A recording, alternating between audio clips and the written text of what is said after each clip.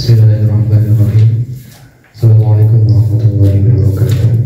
Assalamualaikum warahmatullahi wabarakatuh. Bismillahirrahmanirrahim. Alhamdulillahirabbil alamin. Allahumma shalli ala sayyidina Muhammad wa ala ali sayyidina Muhammad wa ba'd. Jadi di sini saya akan menyampaikan hasil Basul Masail Muktamar Nahdlatul Ulama 2024 yang bertempat di Kabupaten Boyolali, terkhusus terkait dengan pembahasan apakah tes DNA itu bisa dimanfaatkan untuk dasar hukum dalam ilham nasab sebagaimana khilafah. Nah, sebelum kita menuju ke jawaban pada muktamar tersebut, perlu kita ketahui terkait dengan apa itu tes DNA, apa itu al-khilafah.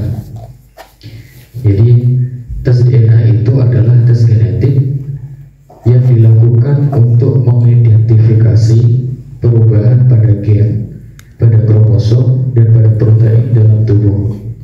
Nah, tes genetik ini membutuhkan yang namanya DNA.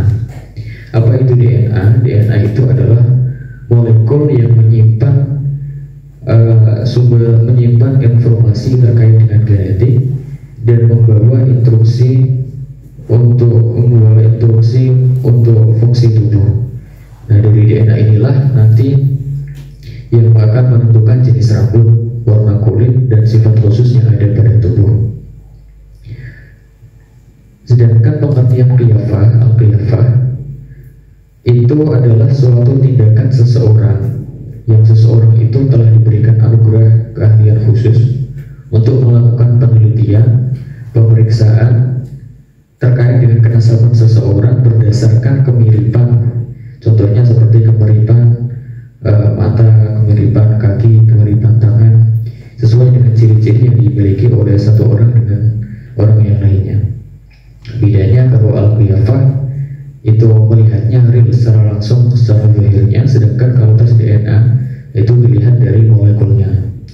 Nah, kalau dilihat dari tujuannya itu memiliki kesamaan.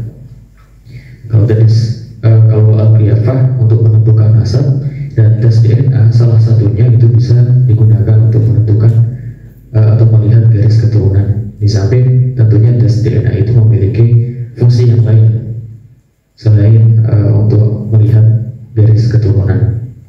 Nah, karena tujuannya itu hampir sama antara tes DNA dan al-khilafah, maka muncullah pertanyaan, apakah tes DNA itu bisa dimanfaatkan untuk dasar hukum dalam melihat nasab sebagaimana al-khilafah? Maka jawaban dari Basul Masail para ulama itu tes DNA bisa digunakan untuk menafikan ilham nasab, namun belum tentu bisa untuk menentukan ilham nasab. Jadi gampangannya, ketika ada seseorang tes DNA, seseorang itu mengaku sebagai keturunan si A dan dia tes DNA. Nah, ketika hasil tes DNA-nya itu berbeda dengan DNA si A, maka otomatis bisa dipastikan bahwa orang tersebut bukan keturunannya si A. Tapi ketika hasil tes DNA-nya itu kok memiliki kesamaan, maka bisa dikatakan si A, orang tersebut adalah keturunannya si A. Juga bisa dikatakan orang tersebut mungkin saja bukan keturunan si A tersebut. Jadi tes DNA itu bisa untuk menafikan ilham nasab, tapi tidak bisa, belum tentu bisa untuk menentukan ilham nasab. Nah, ada beberapa sumber, ada beberapa dalil yang dikemukakan oleh para ulama pada Basul Masail tersebut, yang kemudian sudah dirangkumkan oleh para perumus dalam Basul Masail tersebut. Yang pertama dari as-sunnah, dari hadis Nabi. Yang pertama dari hadis riwayat Bukhari dari Sayyidah Aisyah radhiyallahu anha. Di sini saya hanya menyampaikan terkait dengan maknanya saja. Nah, ketika itu ada sahabat bernama Sa'ad bin Abi Waqqas dan Abd bin Sam'ah. Mereka kedua sahabat tersebut berselisih tentang seorang anak laki-laki. Sa'ad bin Abi Waqqas, dia mengatakan, ya Rasulullah, ini adalah anak saudara laki-laki saya, Utbah bin Abi Waqqas. Sedangkan Amr bin Sa'amah itu mengatakan, bocah ini adalah saudara laki-laki saya. Maka kemudian Rasulullah mengamati bocah tersebut, kemudian menentukan bahwa bocah tersebut adalah saudara dari Amr bin Sa'amah. Kemudian yang kedua, ada hadis riwayat At-Tirmidzi dari Sayyidah Aisyah radhiyallahu anha. Beliau menceritakan bahwa Nabi Muhammad SAW dengan keadaan sukacita beliau datang dan terdapat guratan kegembiraan di wajah beliau. Beliau bersabda, tidakkah kamu melihat Mujazir? Mujazir itu orang yang ahli nasab. Tidakkah kamu melihat Mujazir memandang Zaid bin Harithah dan Utsman bin Zaid dan berkata, kaki-kaki ini memiliki kesamaan antara satu dengan yang lainnya. Jadi ada dua sumber hadis. Yang pertama hadis riwayat Bukhari, yang kedua hadis riwayat At-Tirmidzi. Kemudian dari para aqwal ulama, dari para pendapat ulama, yang pertama terdapat dalam kitab Thara'iqul Hukmi fi Syar'iyyah Islamiyah yang dikarang oleh Shalih bin Nasir. Saya juga akan menyampaikan dari segi maknanya, ringkasan maknanya.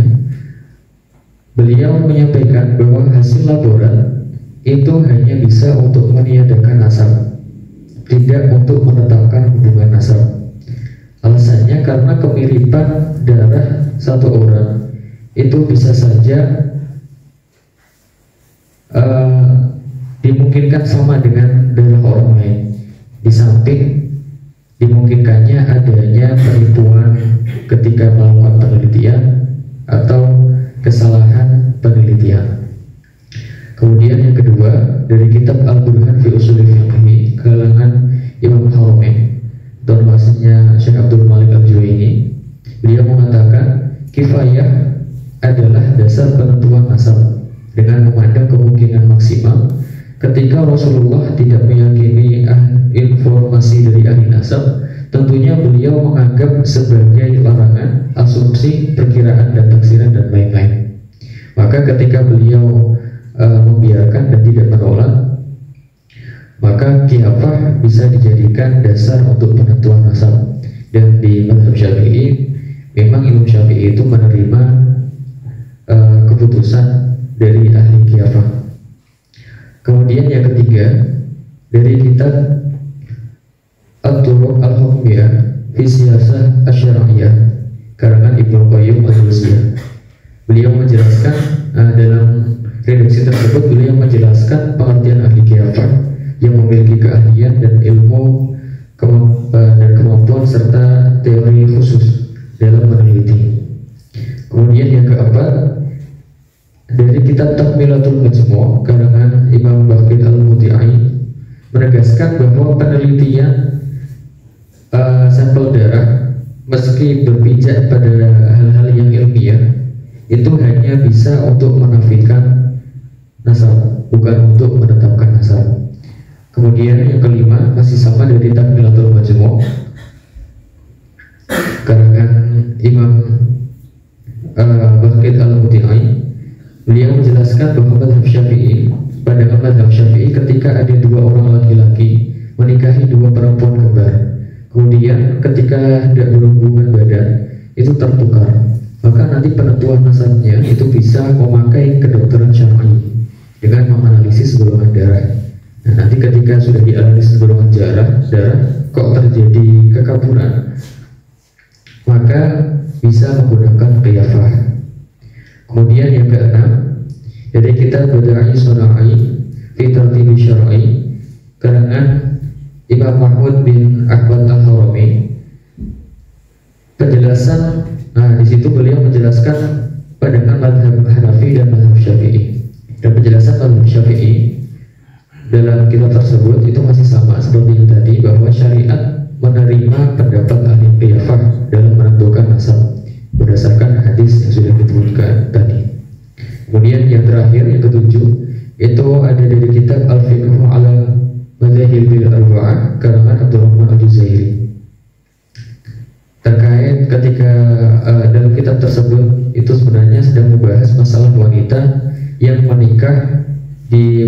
sudah dan